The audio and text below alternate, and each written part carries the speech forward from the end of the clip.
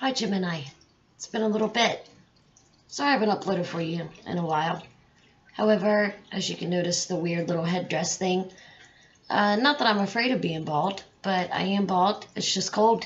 I had to shave my head because I just got diagnosed with 3 different kinds of cancer in the sacral area. And I'm a Scorpio. So, yeah, I've kind of been doing this for a while. It's my 3rd battle. That's why I've been gone, so I looked a little different. It's rough, but at the same time, I'm happy. Like, I have a good life, a good home, good people, so I'm doing all right. It's good to be back with you guys. I'm going to start with the Scorpio full moon, May 17th and 18th that we had. So, all these transits the past 7 years, I wrote some stuff down about how when this Taurus energy was going on before we moved into your sign, the sun illuminating this polar opposite of Scorpio with this full moon, which is the death and rebirth of personal self. So it's letting go of what I wish it looked like. And these aren't things that I'm saying to other people like, oh, it's really this, and then when I know deep down that it's not like that, I just want people to think it is. It's not that energy. It's not this delusion that we had back in Pisces season. It's more of I'm bringing my emotions up and I'm going to use them in my intelligence. And I love how that works because you might have some trouble letting go with Mars in Cancer with the true note there. And the South Node being in Capricorn with Pluto and Saturn. I mean, that hasn't happened since the Twin Towers. Leo King was talking about it. And it was just, I didn't even realize that. That's just absolutely amazing. However, I did write down also this is the best of self. It brings the outcome after the Scorpio climax. So what's easy? Nothing. However, things can be simple. So Taurus being the self-value and love, and Scorpio being the deep-seated issues, they were both beautiful, opposing each other. Deep, dark secrets come up. Thus, the 7 years is in front of us. It's being aware of that fear, and not being fearful, because we've already been through that this past, decade. It's just constant. Oh my gosh, how's it going to turn out? Oh my gosh, what are we going to do? What are we going to do? Every zodiac's been going through it, and it's just life. Like Gemini knows that. It's just part of life. Keep moving, things like that. I got a new deck that I'm going to read from. I'm going to start originally with the, Rider-Waite. However, I'm going to clarify a little with the Game of Thrones. It is such a cool deck. I don't watch the show, but the household does. They seem to like it, and I'll look up and listen, when I hear stuff that reminds me of the spiritual world. So, I'm also reading, which I'm going to read with you, the Outwitting the Devil, the Napoleon Hill. But it's very challenging to have that conversation with our shadow self. Scorpio does that. I have Scorpio, Sun, Moon, Uranus, and Mercury in my 10th house. Taurus is my 4th that represents the home and how I am at home. And I've just been getting hit, but there's so much beauty in it because Venus is there too in Taurus, and it's just really gorgeous. I have Chiron in my chart there. I'm going to read a little thing from this book for you. I'm reading it for the first time with you, just like you're hearing it for the first time. I've been saying, hey, what does Gemini need to hear? I flip through and go to the page that it gives me. And this is what it says. So it's like a question and answer, but like a conversation with the devil.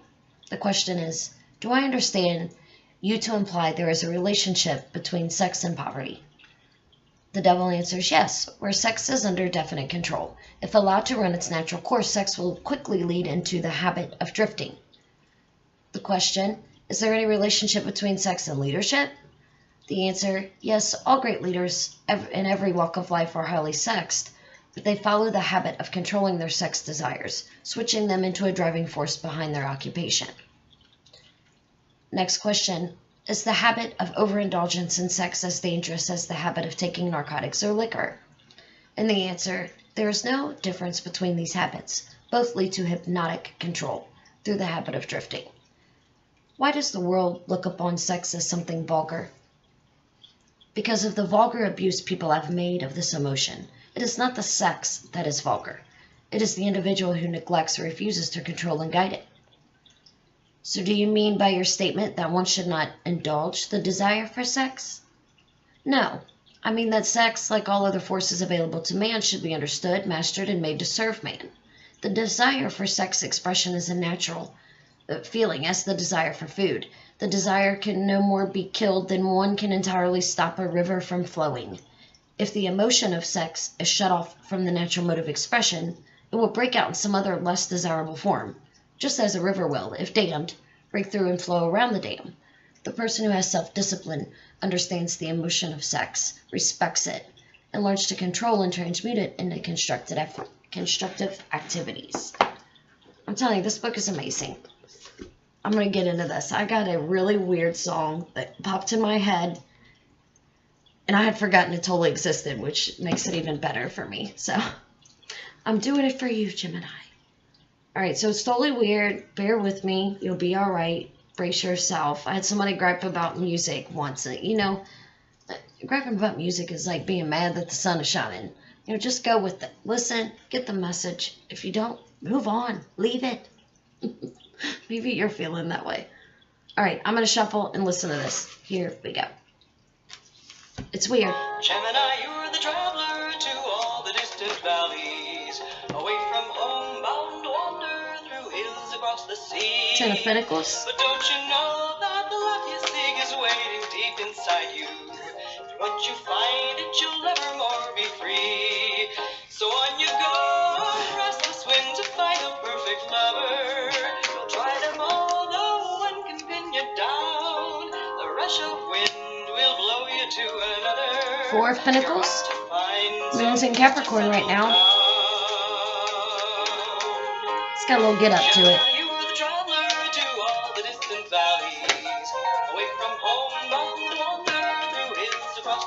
That fell out during meditation.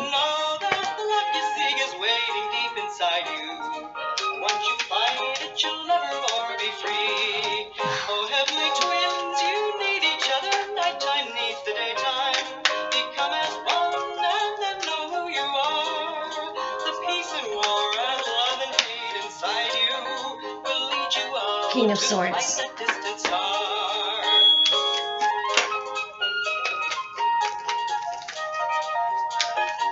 I'll point the camera down. We'll go more in depth like I always do. If you're new, that's what I do.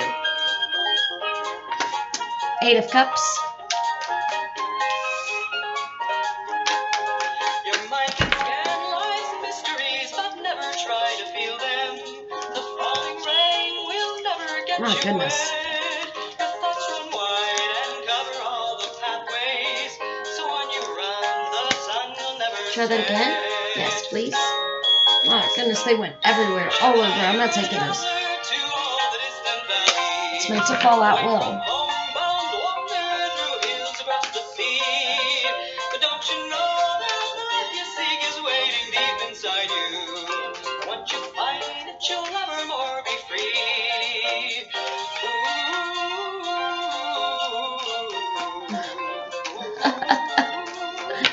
So, two fell out. It's Elizabeth, Songs of the Zodiac, Gemini. I heard that when I was really young. Page of Wands, Eight of Swords, and at the bottom of the deck, Two of Cups. Let's see what else. Death is underneath that. We'll go into it. Alright, Gemini, I'm going to point the camera down. Please hit like, subscribe, hit that notification bell so you can receive every time I upload. And feel free to comment about what's going on while this moon is in Capricorn, sun moving into your sign with Mercury. And we'll be right back. I also have Instagram, Hazel's House 8. Sometimes I'll put some stuff up there too. I'll be right back. I'm back. Ten of Pentacles falls out first.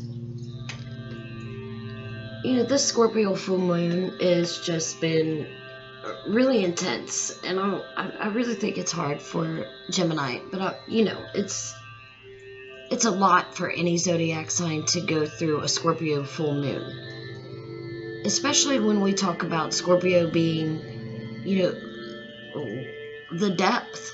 It's hard for air sign to go that deep into a fixed water,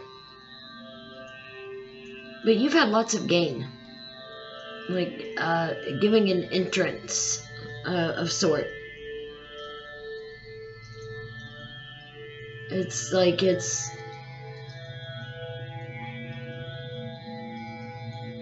ultimate foundation of material. And I think you're holding on to it a little too tight with this Four of Pentacles, carrying, holding on, not sharing. Could be hiding some gifts, maybe not intentionally, or like money, like not just gifts as far as, you know, gifts like psychic gifts. Because this Justice card falls out. It possesses gracious gifts by opening up into a new world. We felt the need to fight it a little. Typical Scorpio energy is to fight stuff, self-sabotage. So that could be a way down moment for you. The King of Swords, you have the power of life and death, and I believe this came up in your last reading. Whatsoever arises out of the idea of judgment and all it connects to is what the King of Swords. And you know, it was weird because I thought about your last, and I didn't look at it, because I know I had a few thumbs down on it, because it indicated your last reading, like a month ago, was actual death, you know, if you didn't speak up. And like a lot of these cards look very similar to that. So you might want to look back at that. But it felt like there wasn't a lot of movement between these Libra full moons. Like there was a lot of denial there. And resistance could have came out over this full moon in Scorpio. So 8 of Cups comes out. You could be making a big deal out of nothing with this 10 of Cups person, like a concern from the past, and you keep bringing it up, or you know, it keeps coming up in conversation. Because the Page of Pentacles comes out, I think that you have reflected on yourself and studied your behavior this past weekend especially. But you looked at your relationship with those Libra full moons back to back, still having things unknown with the Page of Wands underneath this Justice. You know, those 2 full moons. But I remember now, like my last read with you, it was like you got, for me, depicted like a possibility of that actual death. And just to let you know, I wouldn't say that stuff unless the card said so. So when I pause to go into these cards, I take my time and study them individually. It's just what it said. Like, you know, yeah, that's what you got. But the 8 of Swords, I believe last time also it came out, I believe it represents bad news from this Justice. This Libra and Scorpio energy can be rough in Gemini season, especially if you have a placement of Gemini moon. Because the 2 of Cups, I think you go back like with this uncomfortable news to this 10 of Pentacles person, and it's like a pledge. But this shows a pledge of between one another. The snakes wrap around. And it could be, you know, a Scorpio that you're dealing with also, because the Death card comes out at the bottom, and the number 13 Scorpio represents. But you got this too last time. You know, maybe you didn't see some stuff in those Libra full moons. That's what I'm picking up anyway. And this isn't going to resonate with everybody. But the Sun of Immortality in the original deck shines in the back of the Death card. And I think this brings you to the next stage in life. It's like a mystical death.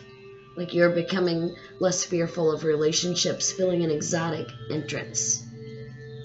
After this full moons so far this year. Let's do the Game of Thrones deck. So, these, I think I showed you this. If I didn't, that's what I'm going to read from. So, let's do this. Somebody's mowing outside. I've learned that you work with your environment. It's not about your environment working with you.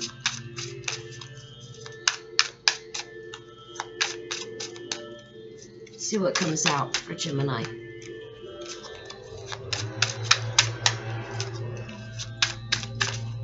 I'm glad they're mowing. It needs it. Sorry, I want to shuffle through these a little bit more. I didn't really. There we go. That's why it took me so long. 3 of Spears. So we're going to look from the book. Of course, we know what that means in the regular deck. I just like going through the book and learning the cards and connecting with them with you. So, here we go. I'm getting better at going through this little booklet a little quicker. Key meanings: travel, action, manifestation, success, quirkiness. Typical Gemini. That's a good word for Gemini, is quirkiness. Every Gemini I know have that great wit, quirkiness to them. You are very close to your destination, and your wish is manifesting now. This 3 reveals success and self-expression, so dreams begin to take form. A new project, romance, or trip materializes, and the card can also predict a wedding. An additional interpretation is celebrating your uniqueness through creative projects or sports. Let that quirky talent shine. And remember, we do have Taurus aspects going on where Venus is at home, and lots of love going on there. True note in Cancer. Going into that, we are moody. We admitting it. We have this going on. We have that going on. We're admitting it to ourselves, to others around us, and pledging it. Owning it. That's what Scorpio's all about. Just beautiful, beautiful read, Gemini. Thank you so much. Feel free to comment, and I will talk to you soon. I'm going to upload as soon as I can. I'm kind of going in between, chemo, like going off what, I have to deal with on those days, which is every 3 weeks. But it's pretty intense, so they kind of last for a while. Like, it takes me like a week to get better. So, if you know anybody that's going through this stuff, just love them. That's all I have to say about that. It is a rough ride. But I love you, Gemini. I'll talk to you soon. Thank you.